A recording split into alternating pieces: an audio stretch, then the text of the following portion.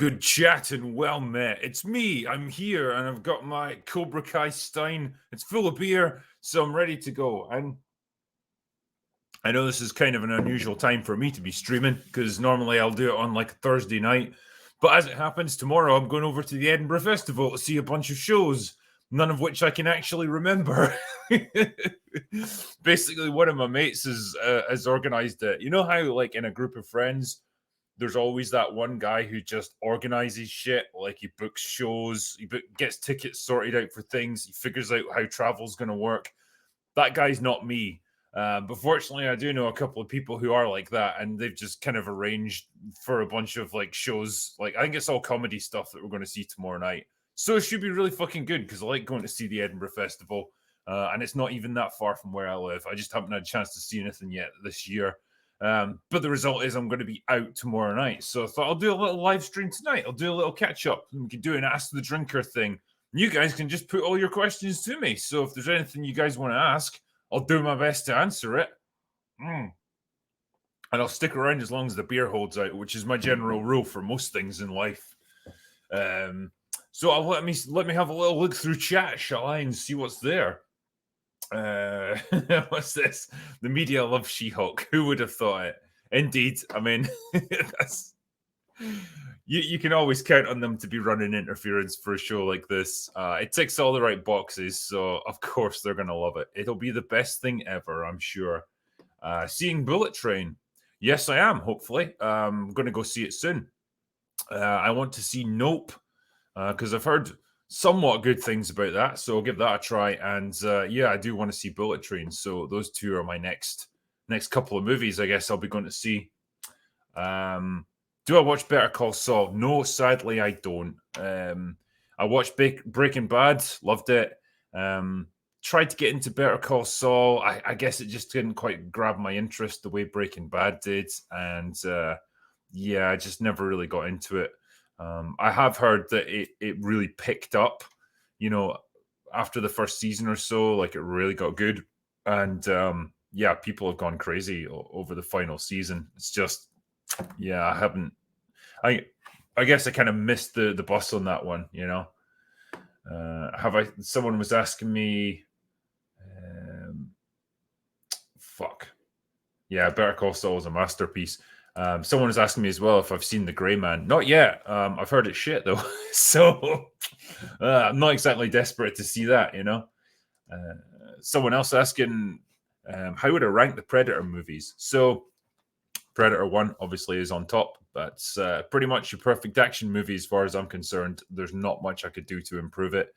Then it would be Predator 2. Like I've said this before, I think it's a really underrated movie. I love Predator 2. Warts and all, I suppose. It's definitely got its flaws, but I thought it was an okay follow-up. And yeah, I love the subway fight. That's just fucking chilling stuff, man. From there, then I would probably be... it would be a toss-up between Prey and Predators. Yeah, I think Predators would probably just edge it, but it is close. I think just because it's got a pretty decent cast of actually good actors, which is a nice change. And some of the action scenes are pretty decent, so I'd put that slightly on top. And then, yeah, Prey, and then, yeah, The Predator would be right at the bottom, and then the Aliens versus Predator movies. I don't know if I could even rank them, but yeah, they'd be below that, I suppose. So yeah, that would be my ranking of the Predator franchise, I guess. Have I watched Peaky Blinders? Yes. I think I'm a season or so behind. But yeah, that's a fucking cracking show, man. Great actors, great direction, great writing. Really fucking good. And it's nice to see a bit of British gangster action as well. The Americans didn't have a monopoly on it. We were killing each other as well over here.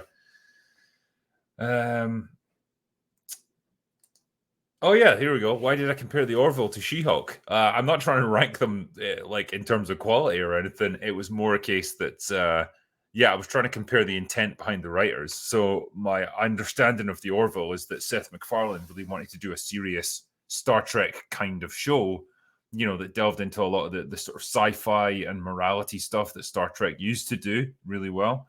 But he was kind of constrained in that people expected him to do a comedy, and like they expected him to do satire, and he couldn't really break away from that. So the Orville, at least initially, had to be kind of a comedy piss take of Star Trek, but gradually morphed into something a bit more serious. Like, so that was his reason for wanting to do it initially, and it was the same impression I got with She-Hulk, that the writers just really wanted to do like a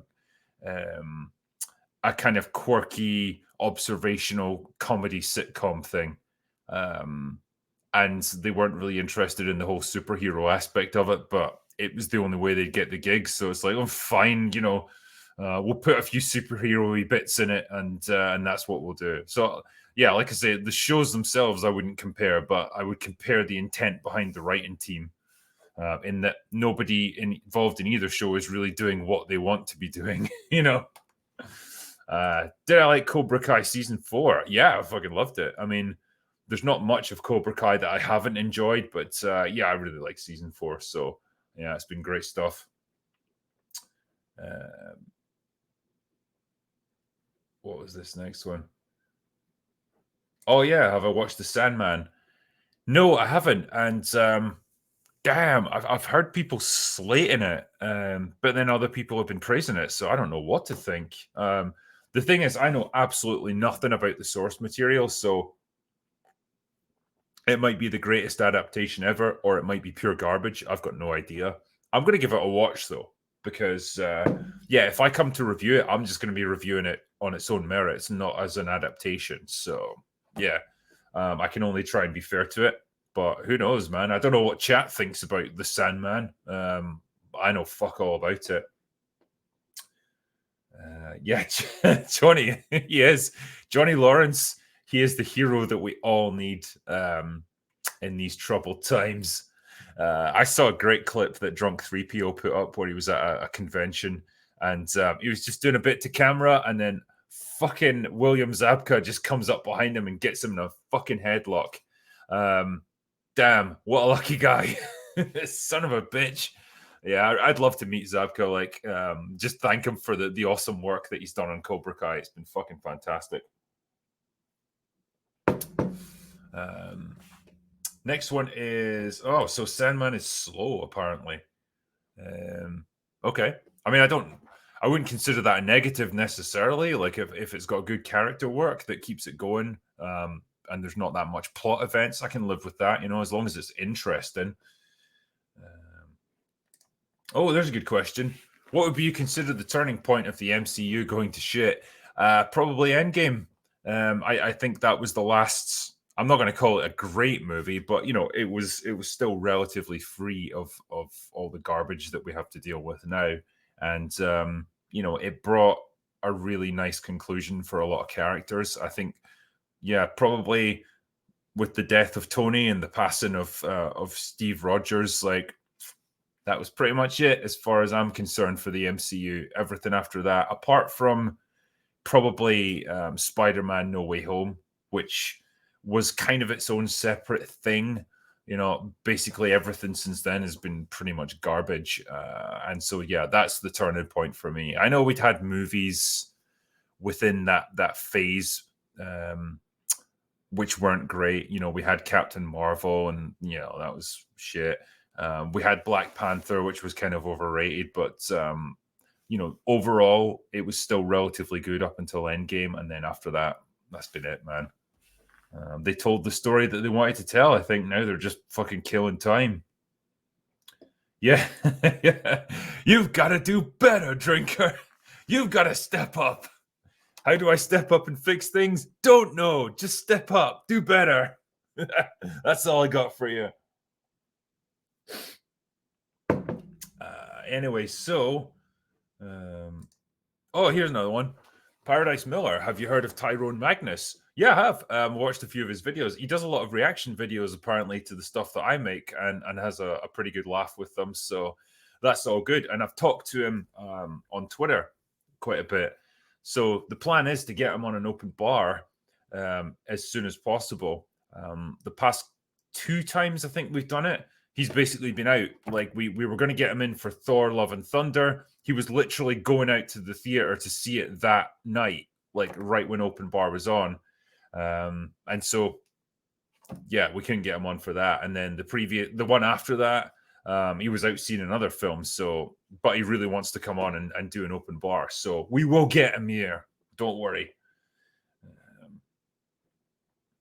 What's the next one?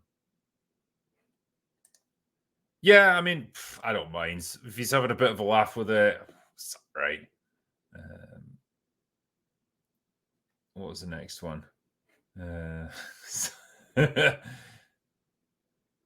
No, I don't respond if there's a donation. Yeah, these are all just messages in chat, man. So yeah, they're like, I'll get to the super chat shortly, but I just wanted to respond to just messages as they were coming in first of all. Thoughts on Mad Max Fury Road? I really liked it. Not exactly a complicated story, but it doesn't need to be. Yeah, sad to see Mel Gibson go, and we got Tom Hardy instead. I thought he was fine as Max. But yeah, the action scenes were just fucking spectacular. Mostly done with practical effects as well. Yeah, it just feels like the kind of film we don't get anymore. So, and I thought Charlize Theron was pretty good in it as well. So, overall, pretty decent movie. Oh yeah, did I enjoy shooting that AR-15? Yeah, that was that video I put off on Twitter. Yeah, that was great fucking fun, man. I mean, I couldn't go to Florida and not visit a rifle range, and yeah, you have to, because I was like by myself for this visit. I had to take a shooting instructor in with me just to supervise, and so he was like my cameraman for that little bit as well. And I had to tell him like, look, I do this thing on YouTube. I'm the critical drinker, and I'm just going to do a little bit to camera and shoot the gun if that's all right, if you wouldn't mind recording it. And he was like, well, yeah, okay. And so I did it, and then he was just laughing his ass off at the end. He's like, you hit fucking nothing with that one. Yeah, I mean, yeah, when I did that little bit, I just pulled the trigger pretty much as fast as I could, and yeah, probably didn't hit a single thing on the target, but it was good fun. And then after that, believe it or not, my shot grouping was actually okay. When I bothered to actually aim, I tend to aim low for some reason. I think I over anticipate the recoil, and so I kind of adjust downwards a little bit too much. But generally, my shots were pretty tight together, so the instructor seemed fairly happy with that. But yeah, I had the AR-15 and I had a Beretta 9mm, just for a bit of variety. But yeah, good fun. I was a bit worried though that I was going to trigger some alarm going back through the airport, because it's like clearly that was like an hour or two before I had to leave for the airport to get on my flight, and I was obviously covered in gunpowder residue after that. It was all right though. I heard that alcohol makes you aim better. Someone said that. Don't believe them. Whoever told you that? What's next? There you go. Yeah, aim low and you'll never be disappointed. That is very true in life, I would say. What's my watch? Someone was asking me. This one is a Citizen. So it's one of those eco drive things. So it's just powered by sunlight, which is great. It never runs out. And it's when you go into a new time zone, like if I fly internationally and go over to America, it just adjusts itself to the new time zone. I don't even have to think about it. So that's always a bonus. So someone was asking what's my beer flavor as well. So in this, at the moment, I've got Innocent Gun, which is a brewery that's based over here in Edinburgh. And they do lager and stuff, and it's really good. So I recommend it. If you're in Scotland, get yourself a pint of Innocent Gun, and you'll be a happy man. Or get yourself several pints, in fact. Anyway, I should probably answer a couple of the super chats before they build up too much. So give me 1 second here, just while I refresh the list. Okay, what have we got here? Damn, there's loads already. Shit, I better get through these. All right, Nick S., who said, hey, Drinker, not sure if this was already answered, but can you do a happy hour or review of Dirty Harry? Also, what would be your choice for your last drink ever? Thanks for all you do. Cheers. Okay, so Dirty Harry, yes. Probably not a happy hour, but I do a review, like an extra shots or something like that, because, yeah, the Dirty Harry movies, man, are fucking legendary. You can't beat a bit of Clint Eastwood. Last drink ever. Holy shit. I think I'd probably celebrate with a glass of champagne. So a nice bottle of Krug would do me just fine. Yeah, if it was going to be my last one ever, I'd want to toast myself, and what better drink than champagne? So yeah, it'd be a glass of Krug or Dom Perignon. Either one of those would go down just fine. Rob the Builder says, "Howdy, drinker. I wish I could have made the Vegas meetup today. We'll all get drunk for you. Looking forward to reading Dark Harvest when I get home." Thanks, man. And yeah, I wish I could have made the Vegas meetup as well. But sadly, I am back in the UK for the time being. Hopefully, I might make it to New York in October, though. So we'll see what happens. But enjoy Dark Harvest, man. David Dillon says, "What do you think of The Boys season 3? Love you." I love you too, man. I haven't seen season 3 yet. I'm afraid I'm still trying to work up the energy and the enthusiasm to see it. I'm not feeling it, man. I'm not feeling The Boys in season 3, which I know sounds like a slightly dodgy sentence to be saying, but there it is. You can soundbite that. Next one is James Maxwell, who says, "Hey, drinker, have you seen Cop Shop?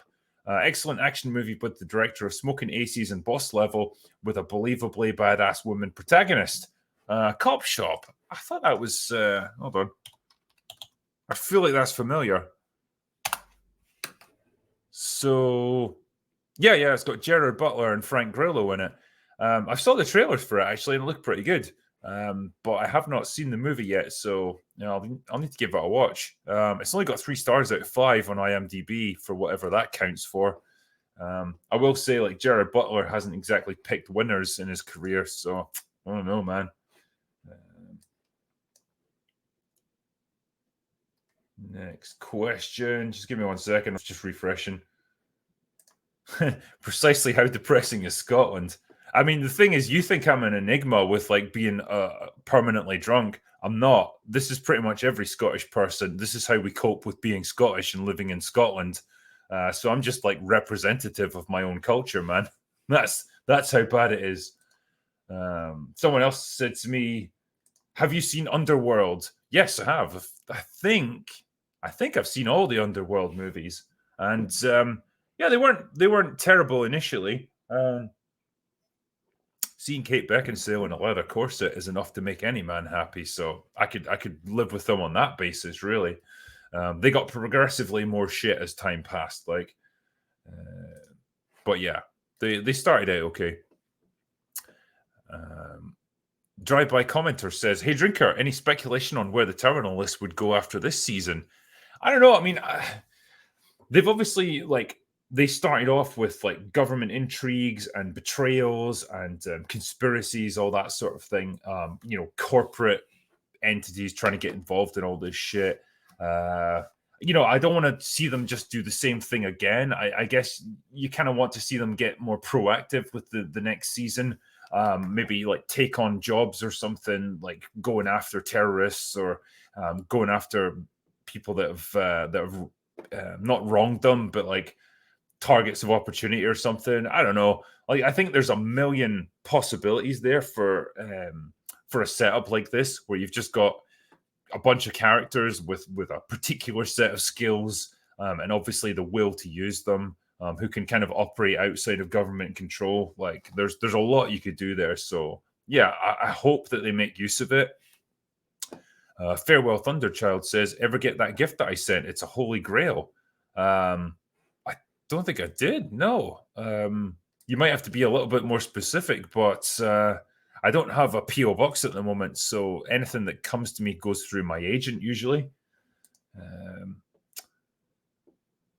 Dag Hagemark says, "Hyped for House of the Dragon?" Nope. Sounds shit. Chucksenhausen says, "Yes, drinker. Have you seen the trailer for Cobra Kai season 5? And are you excited to see Johnny as the world's worst Uber driver?" Yeah, I really am. Yeah, I loved in the end of the last season where it's like Miguel's taking an Uber, he's left the building, and Johnny's just like, "What's an Uber?" But yeah, the trailer looks good. Season 5 looks great. I'm excited to watch it, man. And apparently, yeah, Mike Barnes is back. So fucking bring it on. Asa the Voice says, "Review they, them." Oh, Christ, that's that Kevin Bacon one, isn't it? I think Az has already torn a strip off it. Do I really want to watch that? Do I want to do that to myself?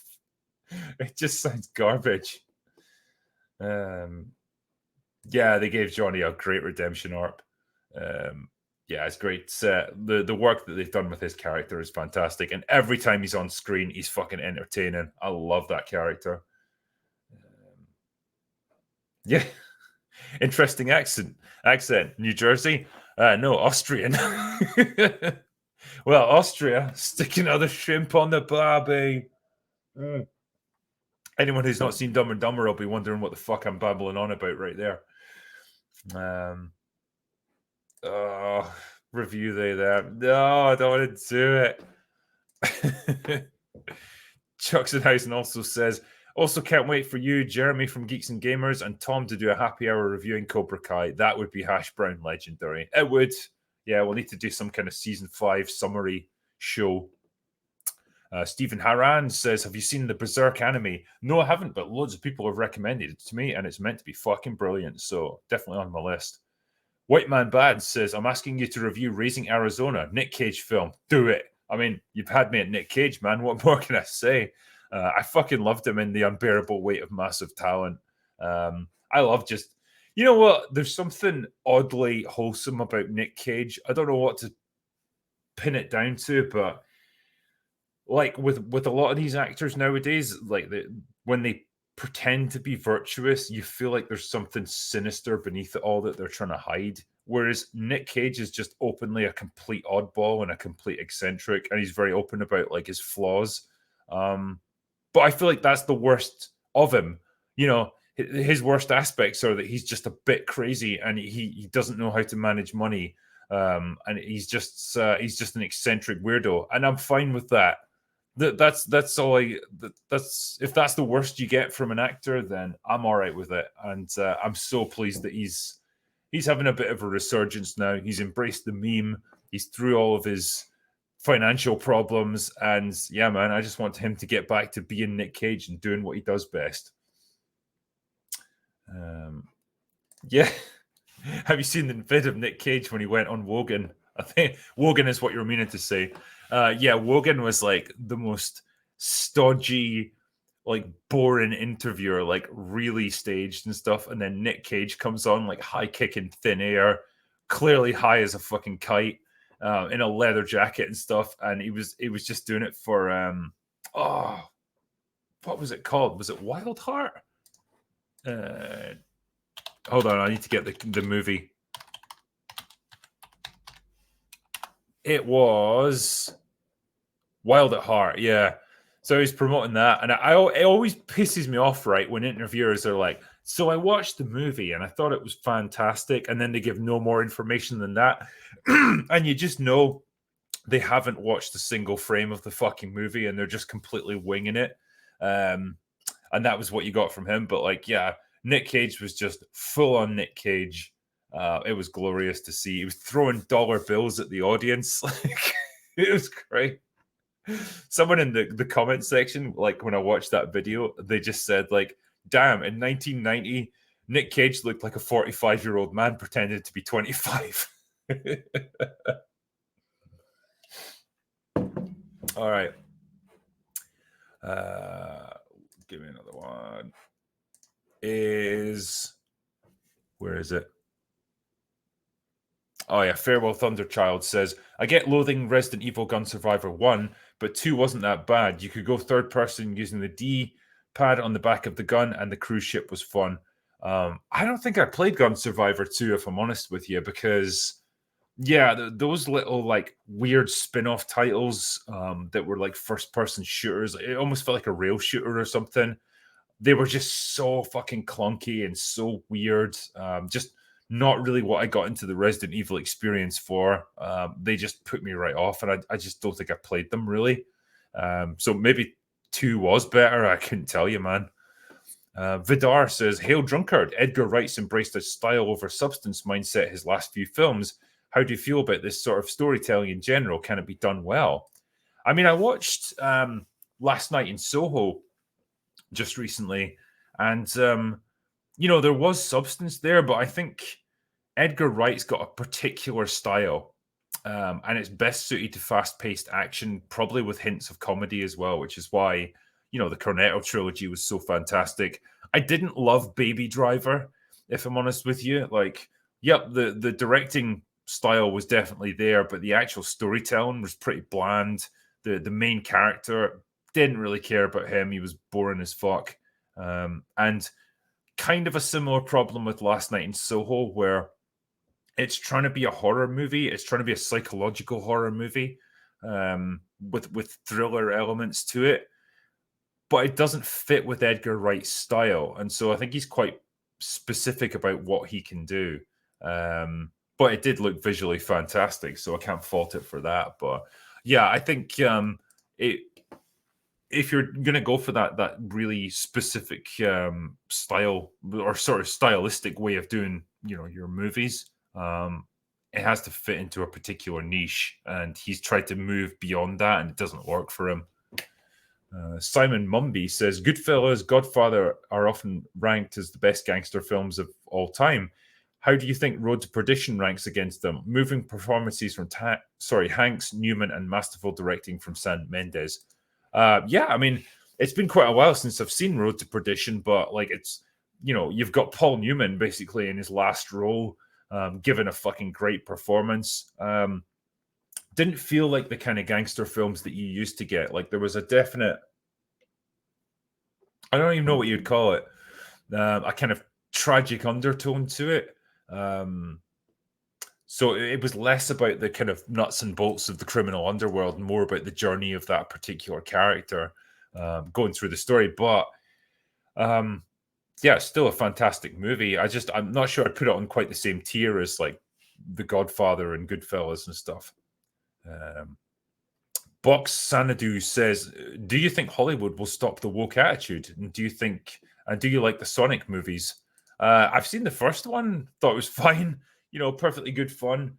Really glad that they took the time and listened to the fans, the feedback about character design and stuff like that. Just it really showed that they did actually care, and they were receptive to feedback, which is such a rare thing these days. But with the whole woke thing, yeah, I mean, I've heard interesting things from within the industry, from people telling me like movies like Top Gun Maverick, because it did way better than people projected. Like 10 fucking years ago, producers were saying like, Tom Cruise is past it. He's not a viable A-list star anymore. And here we are now, and he's headlined a movie that's made like 1.4 billion. And why did it do that? It was partly because of him, for sure. A big part of it, again, was that, it didn't have the message in it. It didn't have any of the usual garbage that gets forced into films nowadays. And as a result, people came away from it just feeling fucking good, man. And apparently it's caused a real stir of, oh my God, we can do without this stuff. We can make movies that don't have this stuff in it, and they can do really well. The problem is all of this stuff takes time to filter through. It's great to realize that, but you've got movies that have been in production for 2 or 3 years now that are just about to come out. And even if you change direction now and you say, well, okay, we're going to start producing a new kind of movie, it's going to take several years for them to eventually hit theaters. So yeah, the problem is, don't expect some kind of immediate about face in what Hollywood's producing. But, the lessons I think are starting to sink in.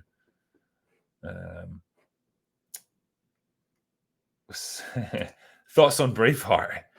Braveheart is a fantastic example of Hollywoodizing a real historical story. It's a great movie for tugging at the heartstrings and manipulating you into thinking what you need to think for the movie to work. It bears very little resemblance to actual reality. Who fucking cares? You can have a blast watching it, and it gives you that big emotional payoff, I guess. So it does exactly what it sets out to do. Next super chat is Nehorath, who says, "Did you watch Love and Monsters? Flopped in COVID." No, man, I never watched Love and Monsters, so I don't know. Sam Stanier Martin says, rank all Stranger Things seasons. Oh, okay. So it would be, for me, season 1 was the best by far. No contest there. Season 2, way beneath it. Nowhere near as good. But I would probably actually no. Next in line, I would probably say season 4 because I think they really picked things back up again. Then I would say season 2, and then finally season 3. Season 3 was absolute rock bottom for Stranger Things. Way too much goofy humor, way too many characters, way too many of which were very unlikable. So, yeah, season 3 was the worst. Season 1 was the best. Wesley D says, has anyone ever told you that you look like Adam Horowitz, aka MCA from the Beastie Boys? Cheers. No one has ever told me that until this moment, so thank you. Cody Griffin says, thoughts on the Furry Apocalypse by Flashgits. Also, watched The Gentleman last night, Guy Ritchie film. Have you seen that one? No, I haven't seen The Gentleman, actually. But yeah, I don't know, man. John Smith says, review the Blob remake from 1988. You'll love it. I think I've seen that, actually. I've got vague memories of it. I've definitely seen the original from like the 1950s. I remember that just being funny as fuck. But yeah, I need to watch the remake again. I remember the remake being all right, though. I think it was much more gory than the original, which kind of makes sense. Slack Attack says, Hail Drinker, does your new book tie into the Ryan Drake series, or is it a standalone story? It's a standalone story, so you can just pick it up and read it, and hopefully enjoy it. Who knows? Waylon Bucephus says, have you seen Once Upon a Time in the West? You should if you haven't. It's Sergio Leone's best Western, in my opinion. I'm thinking about making a video about it. Once Upon a Time in the West. I feel like I've seen most of his. Hold on. If it's the one I'm thinking of.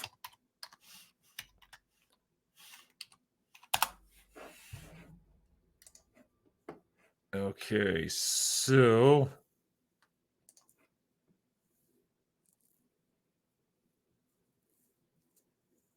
yeah, so it was basically... yeah. So I watched the Dollars trilogy. For a second there, I thought that was part of it, but it's clearly not. But yeah, so it's what he did after the Dollars trilogy was over. So yeah, he was in it.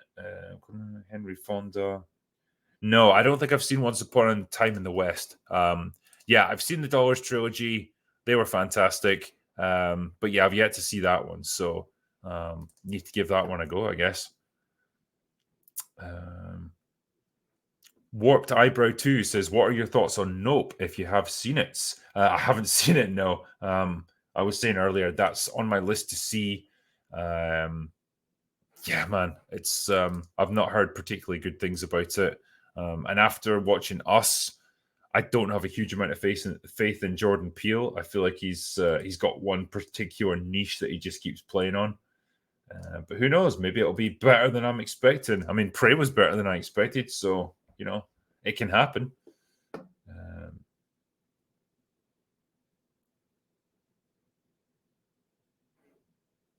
Yeah, I have not watched Better Call Saul. I was talking about that earlier. I watched, yeah, like I said before, I watched Breaking Bad, loved it. Came along to Better Call Saul, just yeah, didn't grab me in quite the same way. So yeah, it's something I've not really devoted the time to.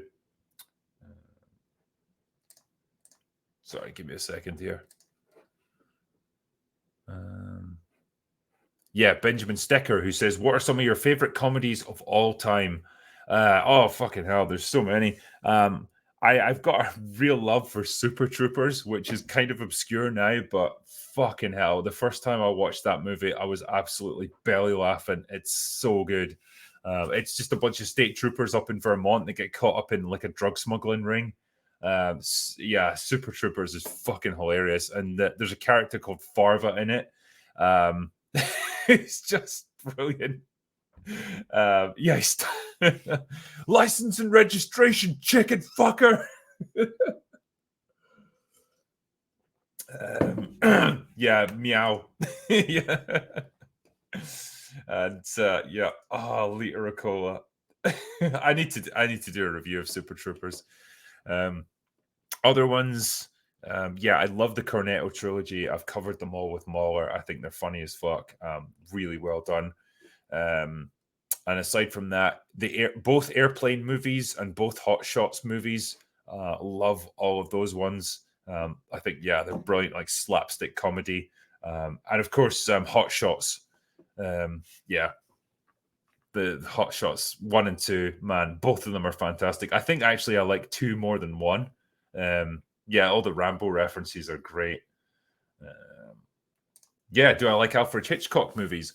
Yes, I do. I was really meaning to do a review of some of them because it's the kind of like suspense genre that I've just never really covered on my channel, or at least probably on my second channel. It'd be a good opportunity to do it. But yeah, like things like The Birds and Psycho and stuff. Just yeah, great movies. Really interesting to talk about. I love his style, and it's never done anymore. So man, I think Vertigo was another big one that he did.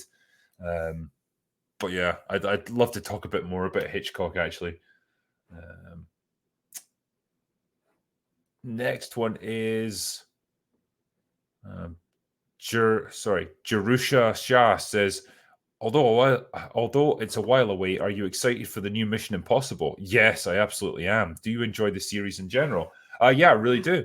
The first couple, they were really hit and miss. It's like they hadn't quite nailed the style and the formula and everything. But I think once you got past 3, they had a pretty, core cast that they kept using.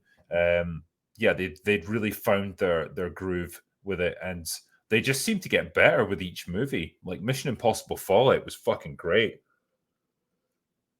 You've got Tom Cruise doing all his own stunts, mostly being Tom Cruise, refusing to age. And it's just mental to think that the series has been going for like 25 years now. Like, it's crazy. This was like, I was just starting high school when the Mission Impossible movies started.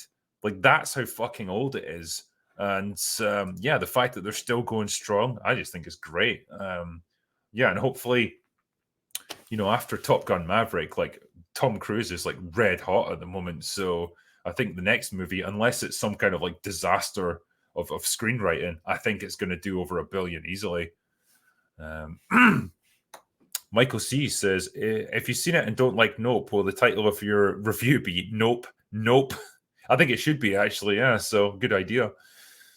William Waylander says, no questions. Stay gold, pony boy. I will do. Thanks, man. Farewell, Thunderchild. Keep Breathing on Netflix is surprisingly good, and I don't understand the mediocre reviews. A well-written female lead, ace acting, and beautiful setting. Oh, right. So I saw this advertised on Netflix just the other day. So is it a woman who is on like a plane or something and it crashes in the wilderness and she's got to survive and it's like a short mini series? If so, it looked pretty intriguing. Yeah, I would need to watch it. But I am going to watch it because I like these kind of survival stories. So yeah, I'll give it a go. Atlas Gaming says, I'd love to hear your thoughts and comparison between Frank Darabont's The Mist and the woke garbage excuse of a TV adaptation that was so bad everyone forgot it exists. Any thoughts on it? So I liked, excuse me, God, I keep coughing. I liked Darabont's version of The Mist. I thought that had, nice horror moments in it, good action scenes, and a nice bleak ending. So yeah, that was all perfectly fine. The TV adaptation, haven't watched, so I don't know about it. But yeah, I mean, it'd be tough to compare. I would need to see both before I could do it. Zura Breck says, tell me you've watched The 13th Warrior, directed by the guy who made Die Hard. Yes, I have watched The 13th Warrior, and I've done a review of it. So if you go to my second channel, you can find it. Just go there. It's Critical Drinker After Hours. And I've done a nice review of 13th Warrior, praising it for being great. James Rennick says, do you think there's any hope left for Star Wars? Not with the current people working at Lucasfilm, there's not. No. I think they're just making garbage. You need to clear house and get some new people in.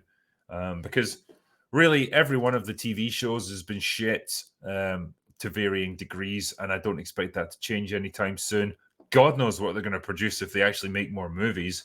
Yeah. So right now, no.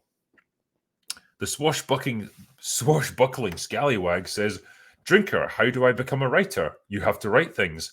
Only joking. Anyway, I just watched episode 1 of The Sandman. It's very good. Get on it ASAP, good sir. Okay, well, that's a positive review of it there. So that's probably the first I've seen. Gutsy Toad Sage says Sandman distracts from the story as it tries to one-up the level of gay from each previous episode. Okay. Rahul Ranjan says, did you get a chance to watch Westworld Season 4? It got good. Also, Sandman's going to get under your skin. Oh, okay. I mean, is Westworld Season 4 better?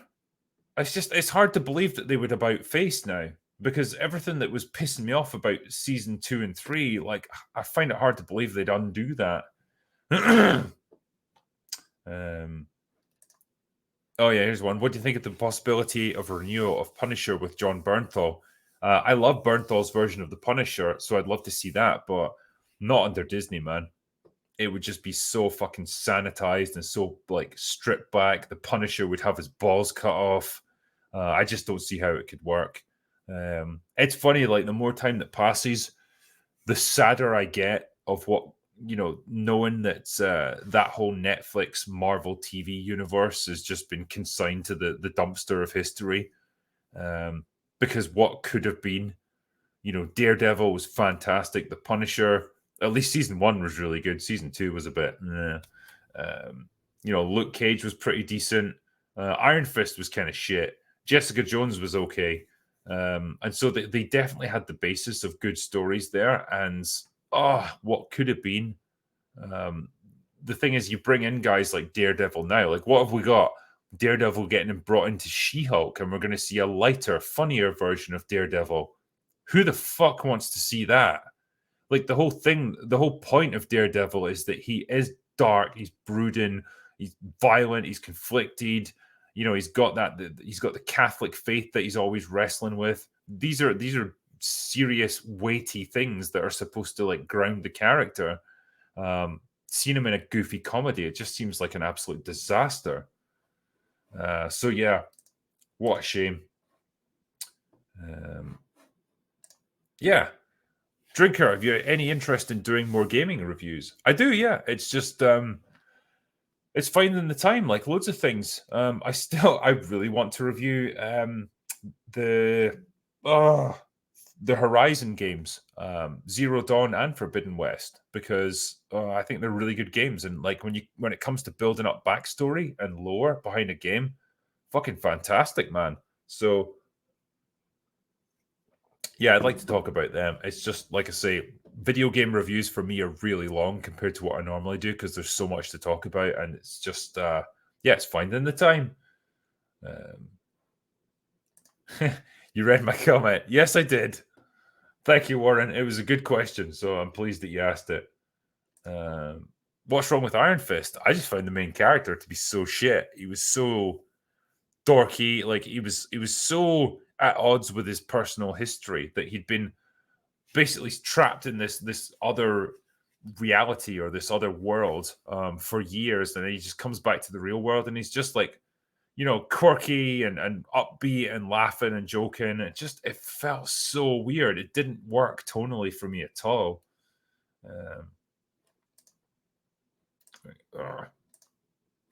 Sorry. Just trying to bring up the next one, and it is Sunhawk, who says, when will the Critical Drinker review The Turning with Gillian Anderson? Oh shit, that must have been pre-X-Files Gillian Anderson. I've never heard of The Turning. Yeah, man. She was one of my first crushes. Not gonna lie, she was hot as fuck back in the day. I mean, she's still pretty hot now, even. But yeah, I haven't seen The Turning, mate, so I don't know if it's good or not.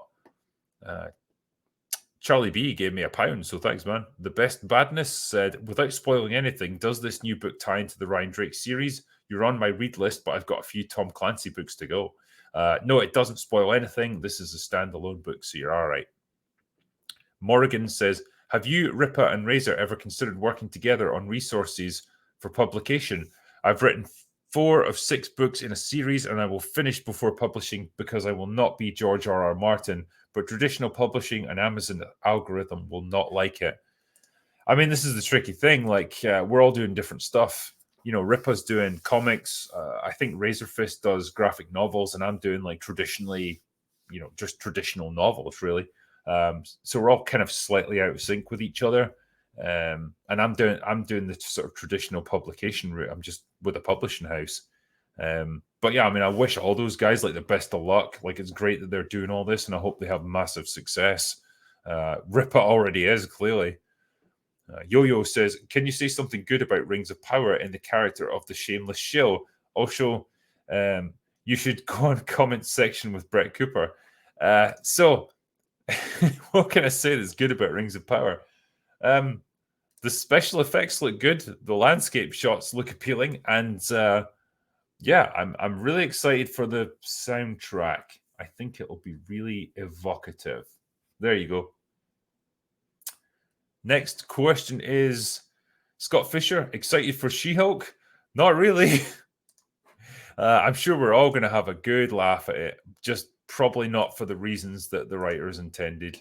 Can't wait to see her go and do her laundry and file her tax returns and just do all the boring shit that everyday people do. Next one is... Oh, sorry, I'm having to skip back here.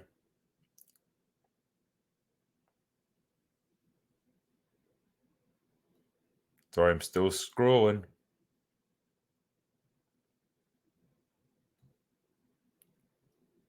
Talk amongst yourselves for a few seconds. Oh, yeah, here it is. Scott Christie Jones, who said, name me a better film than Moonfall. I mean, fucking hell, man. I was really tempted to review Moonfall today. Like, it was a toss-up between that and just having a bit of a laugh at She-Hulk. And She-Hulk narrowly won it, but fucking Moonfall. It's honestly on my list of like dumbest movies I've ever seen in my life. Roland Emmerich used to be so good at disaster movies. Now he just makes actually disastrous movies. Fuck yeah. What a shame. It's funny because I actually watched it thinking it was a satire. I thought it was going to be a comedy. And it wasn't until about halfway through that I realized, like, oh shit, this movie really takes itself seriously. It thinks it's a real, genuine disaster film. Wow. Fucking hell. Next one is Taker 610. No, aim high so you get it in the toilet bowl. Good advice. Yeah, always. Charlie B says, give me some recommendations for some good films. I mean, that's why I've got the Drinker Recommends series. Like, go look at that. I've got a ton of films in there. And go to my second channel. Basically, all the Extra Shots series. They're all movies that I've enjoyed in some way. So, yeah, go watch all of them, and you'll probably enjoy them all. Farewell Thunderchild says, powered by sunlight in Scotland. You lie, sir. The thing is, it's just powered by light in general. So me sitting here in this room with the light shining on it, that's enough to keep it going, you see. Eric Waxman says, you ever hear of an anime called Gintama? It's basically the Family Guy of Japan, but actually well written and some good badass fights and serious stuff. I haven't heard of it, mate. I don't know. Sounds good though. Jacob Joseph says, hey, Drinker, would you consider reviewing Ghostbusters 1 and 2 and both X-Files movies? Thanks. I visited Scotland once. Couldn't find the Loch Ness Monster, though. Neither could I, and I've been to Loch Ness several times. Yeah, I'd happily review Ghostbusters 1 and 2. I'd actually like to do a video talking about Ghostbusters 2 and why I think it's underrated as a movie. It's not amazing, but I would rank it alongside Predator 2 as a decent enough sequel that you can still enjoy it.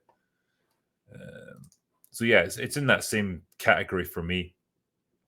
Easy E says, if you could remake any movie with Nicolas Cage playing every role, what would it be? I'd remake The Room. Yeah, that would be amazing. Nick Cage replacing Tommy Wiseau. Man, what would I remake? I'd love to see him do Lord of the Rings.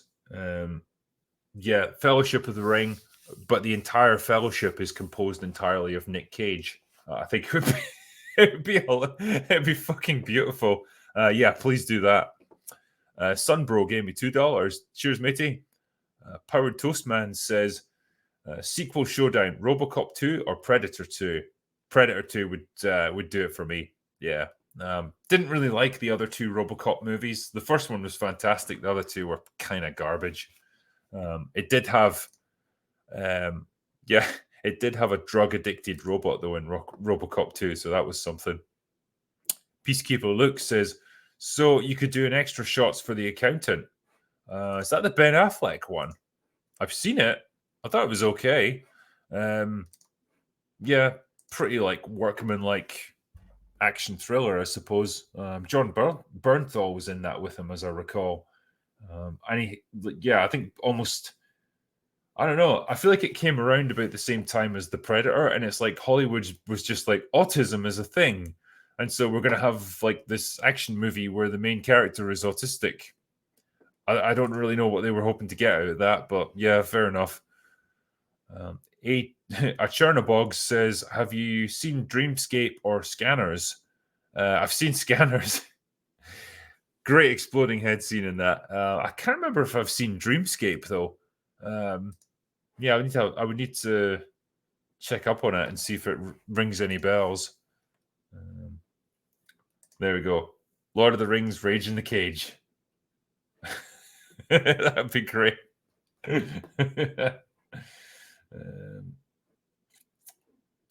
Mad Men. Yeah, what's my thoughts on Mad Men? So, watched the first couple of seasons of it. I never finished it because I was starting to get a bit fucking pissed off with Don Draper. For me, it was starting to become a bit repetitive. I thought it was good while I was watching it though. Like the first season or two. Yeah, I like the premise of it. I like the setting. Yeah, I thought it was okay. There's not really much more I can say, but apart from that, to be honest with you. Hold on. Yeah. Dr. Cage Love. Harry to stop worrying and love the bomb. Yeah. Nick Cage is Jesus. No, not the nails. Man, it practically writes itself, doesn't it? It's great. Lucas Cheleski says, cheers. Cheers to you, man. I'll drink a beer for you. Chris Hewitt says, not sure if I've ever heard you talk about Better Call Saul. No, I haven't, because like I say, I haven't really watched it enough to talk about it. The series finale was this week, and I always wondered what your thoughts might be on it. And I can talk to you about Breaking Bad, but with Better Call Saul, yeah, I just haven't seen enough to give you any sort of coverage on it, mate. Matt Bond says, cheers, drinker. Thoughts on Better Call Saul? There we go. More of this. We'd love to see it getting more coverage as it's a well-written show with a strong cast. I mean, yeah, I would need to get back and watch it from start to finish, I suppose. Owen Brandon says, best and worst part of America.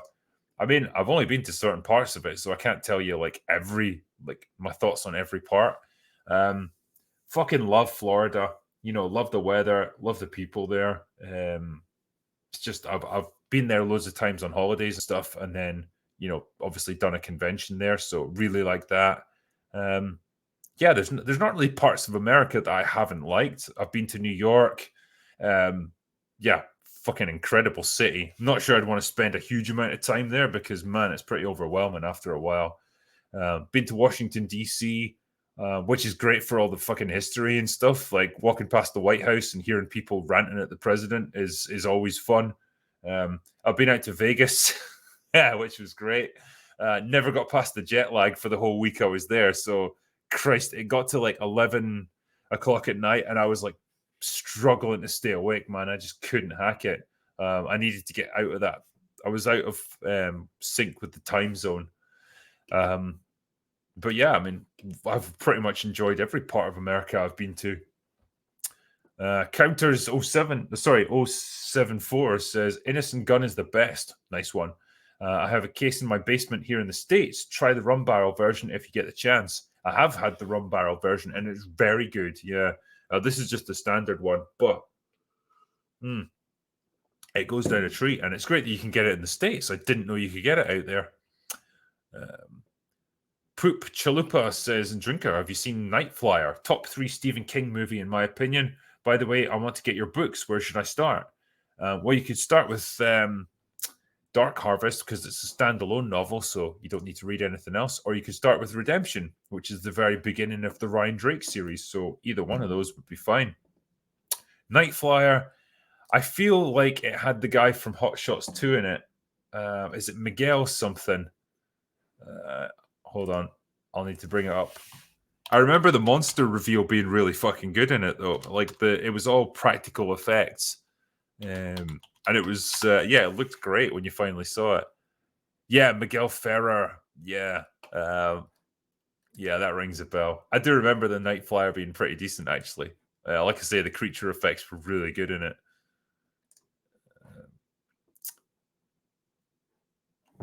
Next one is Chernobog says, everyone's got plushies. Might as well come out with Funkos.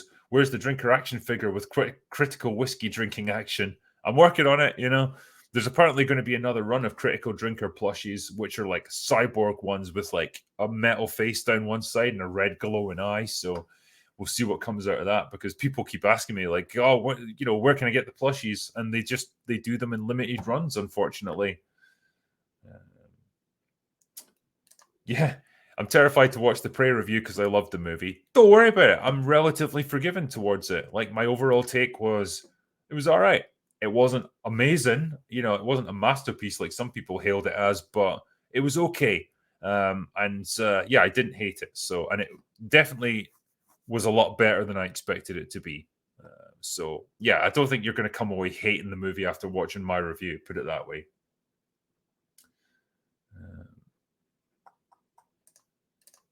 Sorry, I'm just trying to scroll through all the super chats.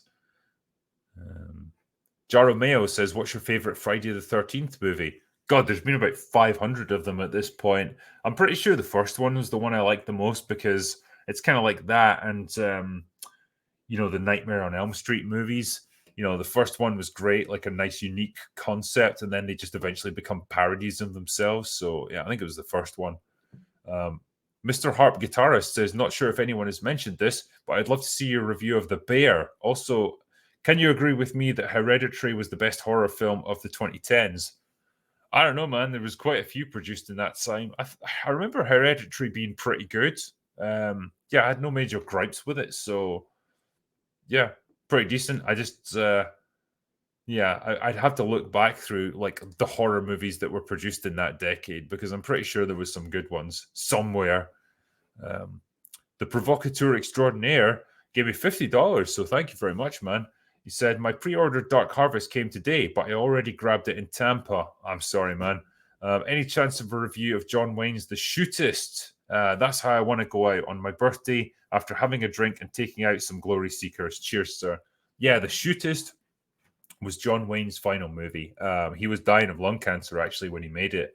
And he played a retired gunslinger who was also dying of cancer, which is very appropriate. But damn, man, it was a very poignant performance from Wayne for obvious reasons. And I remember it being a pretty fucking good film. So yeah, I'll definitely need to look at that for review purposes again. Tony Vanucci says, I aim low for the bollocks. Well, that's a good way to take someone down. Just ask Robocop. Farewell Thunderchild says, sent it to your agent in London November last year. Oh, I should have got it by now then. I'll need to ask them then to find out what's going on there, mate.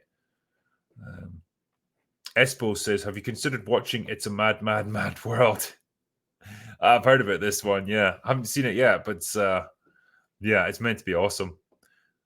Sir Aaron says, hey, I just got here, so I don't know if anyone has asked, what are your thoughts on Daredevil Born Again? Do you think Charlie Cox will push through the message and deliver another great performance?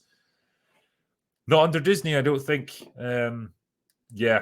I think they had more creative freedom under Netflix, and like that Netflix Daredevil show was fucking brilliant as far as I'm concerned. I think you're going to see Daredevil that's been neutered and toned down.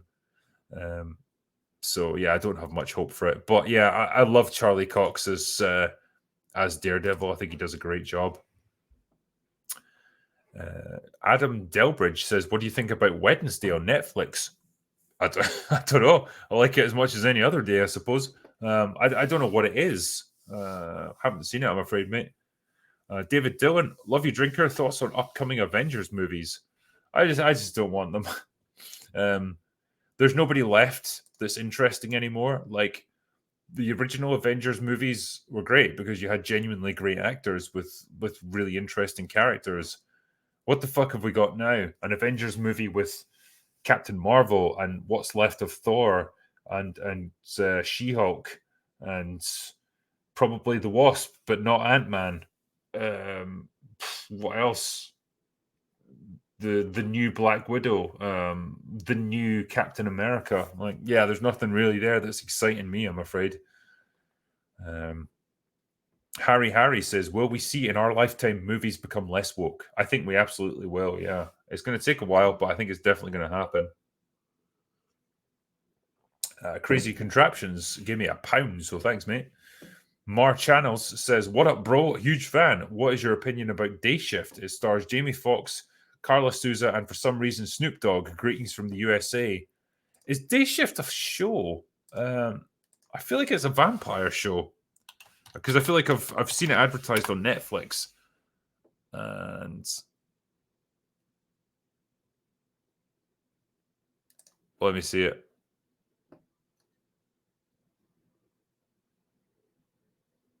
Yeah, it's a vampire hunting thing. Yeah, I've seen it advertised on Netflix, but I haven't watched it yet. I have no idea if it's meant to be good or not.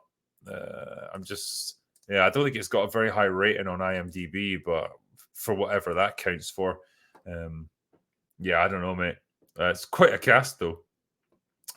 Dank Reviews said, "Drinker, you're my favorite YouTuber. Thank you very much. Thoughts on John Campier referring to She-Hulk haters as virgins?" He's entitled to his own opinion, I suppose. Fucking, I don't really approve of this whole idea that anyone who criticizes a show or a movie for any reason is just like an incel or a racist or a sexist or a virgin or whatever it might be. Look at the context of the criticism and then decide what you think about it. But yeah, just to go after the person who's making the critiques is it's pretty childish. JA, give me $5. Thanks, mate. Tony Vanucci says, a Dirty Harry Death Wish open bar with Razor Fist has to be done. Yeah, fucking hell. Those two combined, though, that would be pretty fucking epic, actually. Dirty Harry and Death Wish, or both, or neither, or either. Nick Brown says, how did you find your trigonometry interview? It was great. It was great fun to do. The guys were really nice. They have a great studio set up, and yeah, they set me up in London for a couple of days, so that's always good fun. But yeah, it was good, and it's been pretty good for them. I think they've had like 500,000 views on that interview, so that's been awesome. De Wilson says, "Are you planning to do another happy hour with Danquish?" Yeah, so I spoke to him when I was in Tampa actually, because he was there like doing his cosplaying thing, and yeah, we went out for some beers and some dinner after one of the days at the con. I don't know if he's going to do any more happy hours because it's kind of doing these kind of live streams where you've got to kind of be entertaining for like the whole like 2 or 3 hours. It's not for everyone necessarily, and I think he feels like he doesn't want to drag it down if he's not like engaging enough for the audience and stuff. So he may just take a step back from doing these happy hours. But I think in a way, and I could be wrong, but I think he might have inspired the whole happy hour concept. Like, where he got in touch and said, it'd be awesome if we just talked about like aliens or Terminator or whatever. And I thought, yeah, that'd be a cool thing to do. Just break a film down a little bit and go through it, scene by scene. And that's, I think, how Happy Hour was born. So I've got a lot to thank him for there.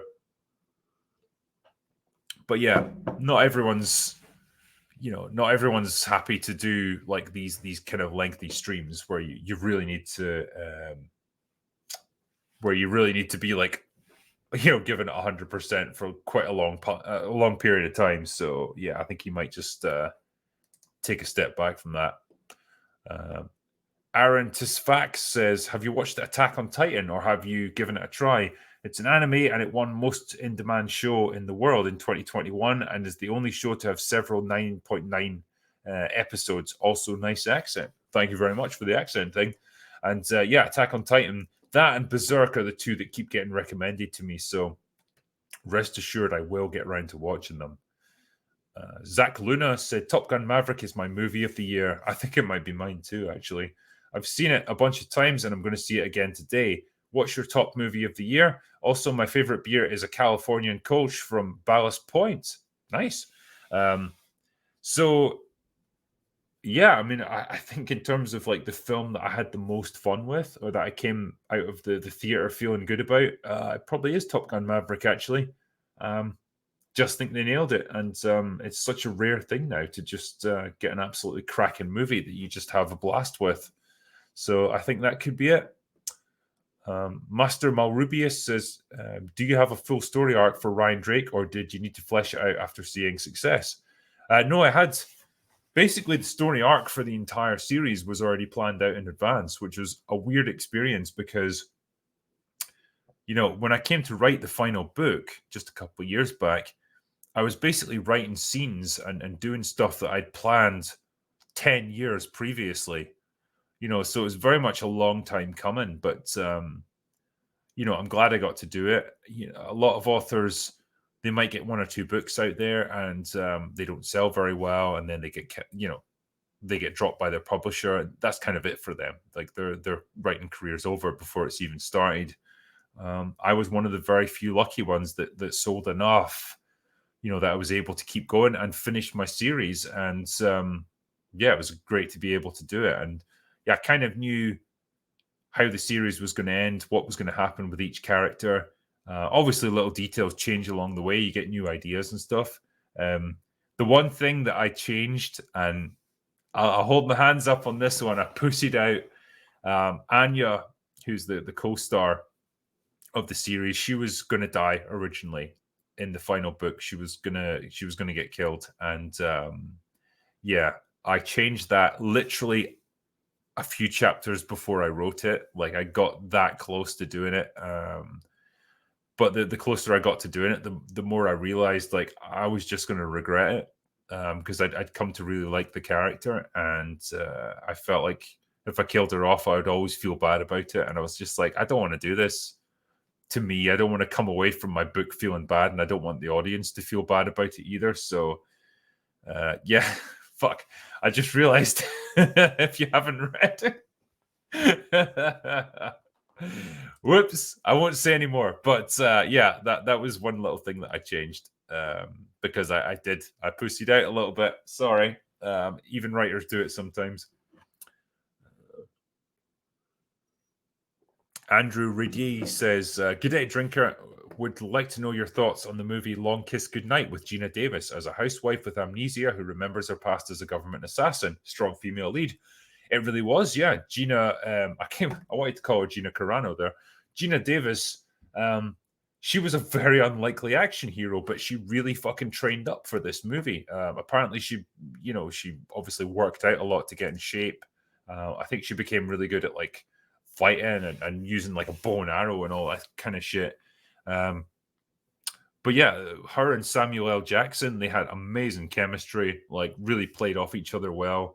I thought it was a good, fun movie. It feels like it never got the attention it deserved. And apparently it was like the most expensive screenplay that had been sold up until that point because it was Shane Black who wrote it. That was when Shane Black was still writing good movies. Remember that? But yeah, I like it, and I really need to get around to reviewing it, actually, because it's kind of a forgotten gem. Charlie Ike gave me a super sticker for $1.50, so thanks, mate. Little Vic Greener says, have you seen either of the Sonic movies, and if so, what are your thoughts on them and Sonic's design being changed for the fans? Keep up the good work. So yeah, I've seen the first one. Jim Carrey is great. It's really good to see him back. I like the fact that they listened to the fans. They took the fan feedback on board, and instead of just being total assholes about it and taking the Disney approach and saying you're just a bunch of haters, you can't stand what we're doing with Sonic, they just said, "Yeah, we fucked up a little bit there. Sorry, we'll delay the movie, we'll fix it, and hopefully you'll like it a bit more next time." And they did, and people really liked it. Wow. It seems like a revolutionary concept now, but they did it, and that was a really fucking smart move on their part. So nice one. Ja says, "Do you have any thoughts on Better Call Saul and the way it ended?" I'm afraid I don't know because I haven't seen it. Or For All Mankind. Now, Robert Meyer Burnett absolutely loves For All Mankind. I know he's been talking about it a lot on Twitter. I haven't seen it personally, but the premise kind of intrigues me and I sort of want to watch it now. So, yeah, give me some time and I'll look and see what it's like. Russell Pierce says, "You had the SheHulk jump rope after our talk." Yeah, I did actually. I was vaguely aware of it, but you did bring it up. And yeah, I thought that's actually a perfect way of exemplifying what the character was like in the comic books. And for people who don't know what we're talking about, there's a panel from like one of the She-Hulk comics where she's doing jumping rope, and she's naked. So basically, the rope just covers up the most important parts. And she's breaking the fourth wall, saying, "Can you believe what I have to do to sell a comic book these days?" And it's great. It's just a really like flirtatious kind of, yeah, I know why you're reading this, but I'm going to use it for my own advantage kind of way of acknowledging who's reading these comic books. And it's funny, it's funny. It's kind of exploitative towards the audience almost to get them to buy it. But I think it works really well. But that's the sort of thing you'll never fucking ever get in an MCU TV show. No way. McBoss says, "Drinker, have you seen the show Primal from Adult Swim? If you haven't, I highly recommend it." Okay, I haven't seen Primal, I'm afraid, so I don't know, but okay. Brain in a Jar says, "Do you ever find yourself not talking about a franchise or IP that you like just so people don't go get the rights to it and go fuck it up?" This is the thing, eh? It's I don't think I've got that much influence, to be honest, but it's almost like when I think about shows or whatever that haven't been touched yet that I really enjoyed, I always live in fear of that announcement that they're going to be doing a remake, because it will happen sooner or later. Wolf Spain says, "A pleasantly surprising movie that's not on the radar is the movie Vengeance, directed and starring BJ Novak. Would love to see your thoughts on it." Well, I mean, I haven't seen him in fucking anything since Inglourious Bastards, so yeah, I'd be interested to know what that's all about. Wolfsbane says, Nikki D says, "If a sequel to Top Gun Maverick were to be greenlit, what story should be told? I'd like to see Rooster and Hangman return in some capacity." Well, yeah, absolutely, because they're both played by really good actors. Yeah, I'm not sure I'd want to see another one. I feel like they might be pushing their luck with that. Like Maverick was great, but Tom Cruise isn't getting kind of old, and like, what can you do now except again play on the fact that he's a little bit past it, but he's still able to do awesome stuff. Like, I don't know, man. I probably would rather leave it at two. Two movies was fine. You don't need to like start a new franchise or anything with this shit. Bumbling Bongo says, "Any thoughts on Fear and Loathing in Las Vegas?" Not particularly. No. It's funny, like I always get that mixed up with Leaving Las Vegas, which is a totally different movie. But yeah, I couldn't really offer you anything at this point, mate. I need to go and rewatch it. M. Nels gave me $10. Thanks, mate. Charlie Ike gave me a super sticker. And Elliot Williams says, "Did Solo kill Ron Howard's career?" I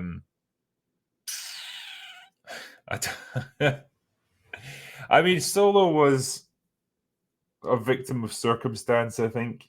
If The Last Jedi had been amazing, I think Solo would have done so much fucking better. I'm not trying to defend it as a good movie or anything, but I don't think it necessarily deserved the hatred that it got. It was just, bleh. It was kind of, just a bland movie. It was a pointless film, ultimately. I don't know why they particularly made it, but it was just trying to cash in on the hype. You know, it was obviously meant to spawn a whole bunch of prequels and shit. Never happened though. The Iceberg says, "Are you a fan of Avatar: The Last Airbender? And if so, what is your favorite episode?" I'm afraid I haven't seen it, so I can't tell you my favorite episode. Pride and Accomplishment says, "What genre do you believe will replace the superhero movies if they go the way of the Western?" That is a good question. Probably it'll swing back towards action movies. I don't know if there'll be a specific genre to it. I don't think military action is going to be in, because we're kind of beyond that whole war on terror stuff, so that's not really in or relevant so much anymore. I'd love to see adventure movies make a comeback. We've had little forays into that in recent years. Still kind of shitty, but I'd love to see something along the lines of the Indiana Jones films, not remade or anything, but just like that idea of like treasure hunting and stuff. I think I'd love to see that make a comeback. But yeah, I think probably it'll go back to just standard action flicks across different genres.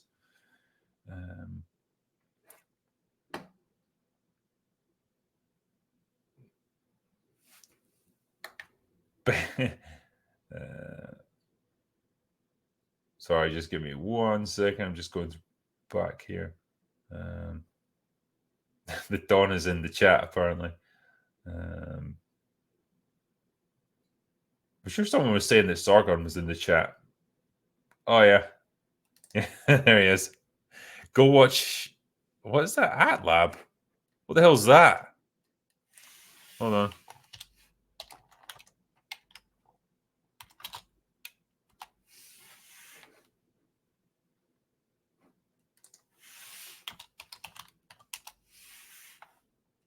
Oh, Avatar: The Last Airbender. What the fuck? Is that the terrible one that was made like 10 years ago or something? If so, I don't know. I don't want to watch that again. That was traumatic. Hold on my beer, a Star Wars story. There you go. All right, next one was oh fuck yeah, there was someone asking me there. Thoughts on Quantum Leap? No, don't do this. I don't want to see another Quantum Leap. It's going to be garbage. Yander Prud says, "What happened to Miss Marvel showings in Pakistan?" Yeah, I wouldn't expect that to happen.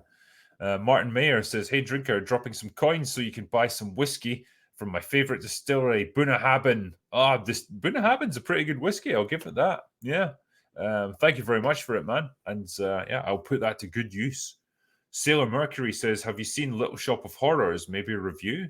I have, yeah, but fucking hell, that's a while back. I'm not sure what I could add to it in terms of review. It's probably not the sort of thing I would normally cover.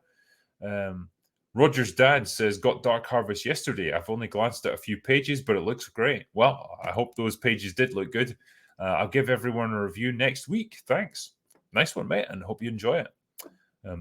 Alan Barbosa Silva says, "Hello, drinker. I appreciate your work a lot. Your style of criticizing films and games makes me respect you, even though I disagree with you 50% of the time."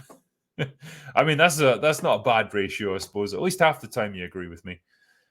I must be doing something right, though, if you disagree with half of what I say, but you still watch me.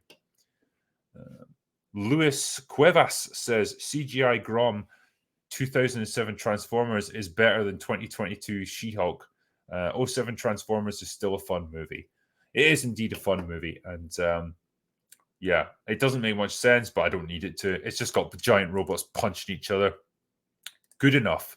But yeah, the CGI in She-Hulk, like, I didn't notice it initially until I watched like the HD version of the trailer. And that's when I really saw it, and I was like, "Oh shit, this looks rough. This looks proper, like, primitive, unfinished CGI here." And it's yeah, it really smacks of like we didn't have enough time to finish this. We didn't have enough time to perfect the CGI, and yeah, it's probably just because they're trying to make like a dozen different shows all at the same time. But yeah, it's don't worry though. If you criticize the CGI, apparently that makes you that just makes you sexist, because that's how that works. Alan Paxton says, "What process do you use to come up with your novels, and do you have a genre that you're planning to tackle in future? Keep up the great work, man. Thank you very much." I might possibly go into sci-fi because I mean I love watching it, I love reading it, so that would be a possibility. But there's a lot more work involved in that, like crafting a whole new world out of it. But the process for it, I'm a plotter, so I like to write down the whole story in advance. So I'll write a detailed synopsis of my story. Starts out just a page or two, then I gradually expand it till it's about 5-10 pages long. Pretty much everything that's going to happen in the book. And once I'm happy with that, then I start writing. So that's my basis, really. Honest Mistake says The Gentleman is 100% worth watching. Straightforward film, but really stylish and great fun. Would love to hear your thoughts if you see it. All right. Well, thank you very much, and I'll give it a try. Jar of Mayo says, I'm surprised you haven't reviewed the two best movies of the 70s, Debbie Does Dallas and Deep Throat. Well, give me time, you know. I might need a new channel for that. Yander Prudes says, Les Grossman movie or Collateral prequel? I want a Les Grossman movie because he was fucking awesome. Yeah. I think my favorite scene is when he absolutely screams that he's going to fuck up the terrorists that have taken all the crew hostage. And then when he's done with his phone call, he just calmly says to one of his underlings, "It's like, would you find out who they are, please?" He doesn't even know what's going on, but he still screams at people. Les Grossman definitely needs his own film. The Master Nator says, do you think Aliens versus Predators could not only be done right, but be done as a saga? I think it represents collectivism versus individualism. Fuck. I mean, I'd love to see the colonial marines from Aliens go up against Predators, but yeah, I mean, in terms of just watching a group of Predators fighting a bunch of aliens and no humans involved, it's a challenge for a filmmaker, that's for fucking sure. Muller and I did discuss this. Could you do like a movie like this told from the Predator's perspective, and just have almost no dialogue? Yeah, maybe if you're a really good director and a really good writer. How much do I drink? Not nearly enough these days, I think. Not for the kind of shit we have to endure. I'll do a couple more, and then I'll need to finish up because I've actually got a couple other things that I need to go on to. Bear House says, any chance you'll do a Daredevil video? Old school Daredevil. Yes, I will, because yeah, more than ever, I think I want to draw attention to those Netflix shows.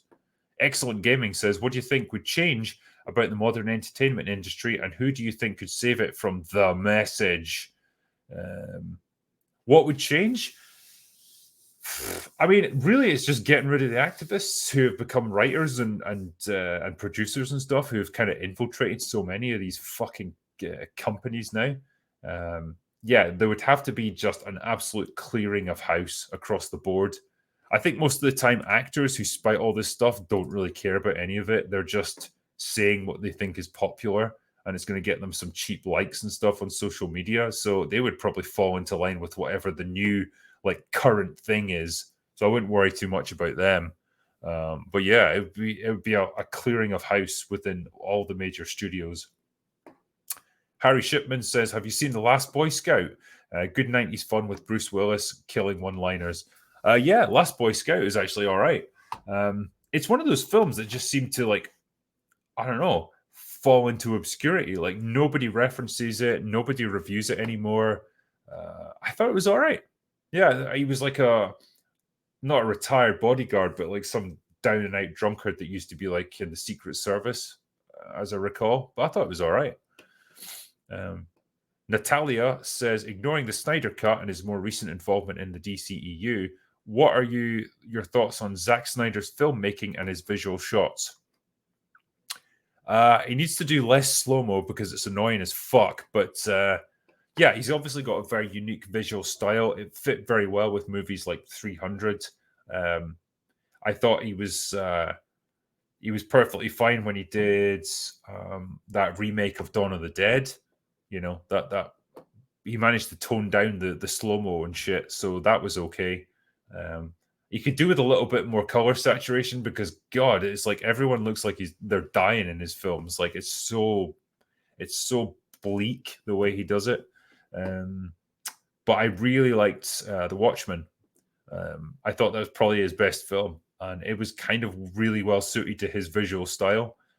His problems come in when he tries to write things like, yeah, he just can't fucking do it, and he should not be allowed to write movies, just direct really good scripts. John says, Hitchcock's The Birds had me laughing myself stupid. The short story had me jumping out of my skin for days, or rather nights. Yeah, the special effects on The Birds are fucking terrible. Like, there's no defending that for sure. Space Cake says, rank Predator, Alien, Aliens, T1, T2, and The Thing. Okay, that is a really tough one. For the top spot, it's a really tight one between Terminator 2 and Predator. Oh, I'm going to say T2 is the overall slightly better movie just because it's unsurpassed really as an action sci-fi film. Then really close between Aliens and Predator. I'm going to say Predator, then Aliens. Like all three of those films, fucking fantastic. Then Alien, then T1, and then The Thing. That would be my ranking. But that is a tough call because all of those movies are great. Martin Mayer says, it would be great to do a review of The Running Man or Total Recall or Space Quest with some guests. Yeah, all those movies would be good fun to do. The Running Man is another one that nobody talks about nowadays, but I like it. It's classic Arnold. Soto says, thoughts on female Ben Shapiro. Personally, I like her and she's also rewatched World's End. Not nearly as good as I remember. No, I think it's good. Gary King is really annoying. I mean, he is, yeah, but he's meant to be. That's kind of the point of his character arc. He's a selfish asshole throughout most of the movie, and he only kind of comes good at the end.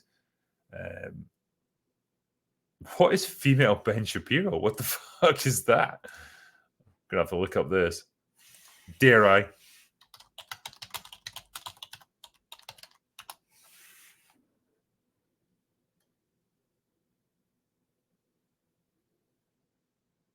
All right. So is it right? Is it kind of like a separate account or something? Yeah, I don't know much about her, unfortunately. So I couldn't tell you, man. Red Muskrat says, Drinker, will you please review High Tension? It's a French horror film, but you can get an English dub. All right. Yeah, French horror. It's not something I'm too familiar with. JT Rocker says, why did you change the title of the Prey trailer video? For a very good reason. People were getting confused about what it was. I think a lot of people seem to think that it was a review of the actual movie before the movie even came out. And so they were like, why is this asshole giving an opinion on the film when he hasn't seen it yet? And so I wanted to make it clear, this is just a trailer breakdown. You know, this is what I do with a lot of films. Like, I'll watch the trailer, give my thoughts on that and what my overall like predictions for the film will be. But the title did not make that clear, so it made sense to just update it a little bit and try and clear up the confusion a little bit. Darth Karadhas says, ever seen Being There? It's a dark comedy with Peter Sellers. No, I haven't, mate. Sorry. Jack Edwards says, I'm in for a Critical Drinker weekend festival in Las Vegas. Whiskey, cigars, classy films, general mayhem, etc. That sounds fucking awesome. I'm down with that, mate. And N. Riv says, hey, Drinker, I want to recommend the live-action Bleach movie if you want to just dip your toes in without committing to the manga. Take some liberties, but respects the source material. I recommend the manga more. All right. There's so many mangas and fucking animes and stuff recommended, man. So, yeah, I definitely need to make some time to get through them. Yeah. The Transformers movie series, they got progressively more ridiculous as time went on. But if you just want to see shit explode and see robots fighting each other, you're perfectly fine. I think the Teenage Mutant Ninja Turtle films is what really sunk Michael Bay. Damn. Yeah. Oh, Babylon 5 or Deep Space Nine. I liked Babylon 5 more, but I sensed that Deep Space Nine was probably better. But it's a tough call. It really is. We were a little bit spoiled back then.